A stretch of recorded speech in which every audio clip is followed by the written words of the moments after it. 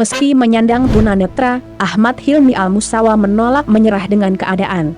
Ia ingin berusaha dan berdikari lewat kecintaannya dengan kopi. Sampai akhirnya, ia membuat kedai kopi sendiri dan menyajikannya lewat rasa dan hatinya. Dari kegigihannya berlatih, Hilmi berhasil membuka kedai Matahati Coffee @ Matahati Coffee buka perdana di rumahnya, kawasan Pondok Cabe Ilir, Tangerang Selatan, Banten. Yuk saksikan kisah perjalanan Hilmi dari awal dia bermimpi hingga berhasil mewujudkannya. Tangan Hilmi, 22, lihai kala meracik segelas kopi dari balik ruang yang cukup sempit. Anak muda itu penuh kehati-hatian dalam membuat pesanan segelas kopi susu pembeli. Ketika mendengar timer berbunyi, ia lantas bergegas mengambil segelas kecil kopi dari mesin espresso lalu menuangkannya ke dalam segelas susu dan gula aren.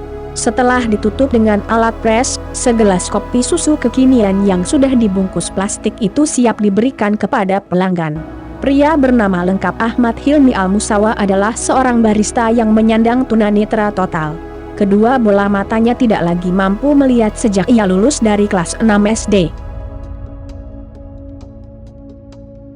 Orang-orang tuh nggak tahu yang owner atau baristanya tuh tunanetra apa bukan gitu. Bikin kopi itu karena memang kecintaan saya terhadap kopi, terus juga ingin menunjukkan buat teman-teman tunanetra juga untuk membuka lapangan pekerjaan buat tunanetra juga ya gitu awalnya. Kalau untuk tunanetra itu kita menggunakan sendok takar, menggunakan pump buat gulanya, terus menggunakan timer untuk pengukur waktunya. Kalau saya kan membiasakan untuk Hilmi beraktivitas di rumah seperti orang normal. Salah satunya kalau pagi itu pasti saya suruh Hilmi untuk bikin kopi buat saya.